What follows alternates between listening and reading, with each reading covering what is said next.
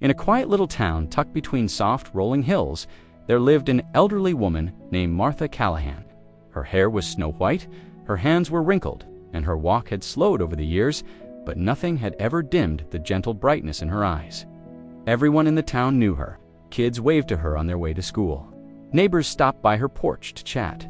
Strangers couldn't help but smile when they saw her sitting in her old rocking chair, sipping warm tea, as if life had never given her a single worry. But life had not always been easy for Martha. She had lost her husband decades earlier, and she never had children of her own. She lived alone in a small wooden house with blue shutters and a tiny garden of daisies. Still, she never complained. She said the world had given her more blessings than she deserved. A roof above her head, the sun on her face, people she loved, and a heart that still knew how to be grateful.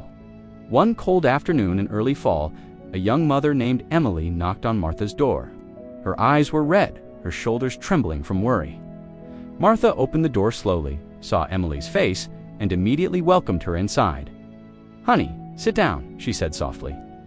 "Tell me what's hurting your heart today." Emily collapsed into a chair and covered her face with her hands. "I'm scared, Martha," she whispered. "Tom just lost his job. We're behind on rent. The kids need new shoes, and I don't know how we're supposed to make it. Every time I think about the future, it feels darker. I can't sleep. I can't breathe."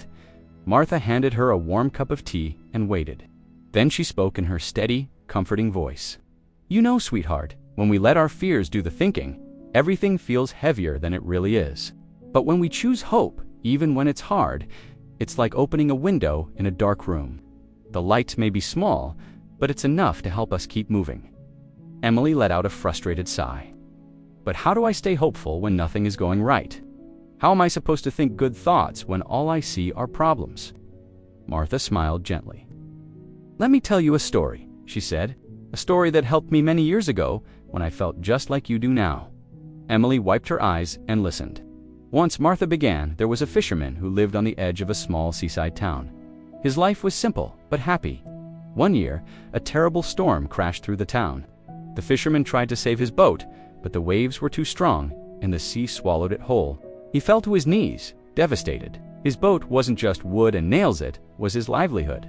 Without it, he had nothing. For weeks, he sat on the shore, angry at life, convinced that everything good had been taken from him. But one morning, while watching the sunrise, he realized something. The sea was still there. His hands still worked. His heart still beat. He still had the strength to rebuild. So step by step, plank by plank, he made a new boat. It took him months, but every day he blessed the ability to try again. And when the boat was finally finished, it was stronger than the old one. Better built, more seaworthy. Because he had made it with hope instead of fear. The storm didn't disappear. The loss didn't magically fix itself. But his life changed the moment his thinking changed. Emily stayed quiet for a long time, the story settling in her heart. Finally, she whispered, "Are you saying if I change my thinking, things will change too?" "Yes," Martha said. "Maybe not overnight, but when your heart stays hopeful, your steps become braver. You find solutions you couldn't see before. And little by little, life starts shifting toward the light you focus on." Over the next few weeks, Emily tried something new. Every morning, she took a deep breath and whispered to herself, "Today will get better." She applied for small jobs. She offered to babysit. She cooked simple meals and kept the home warm with whatever positivity she could gather.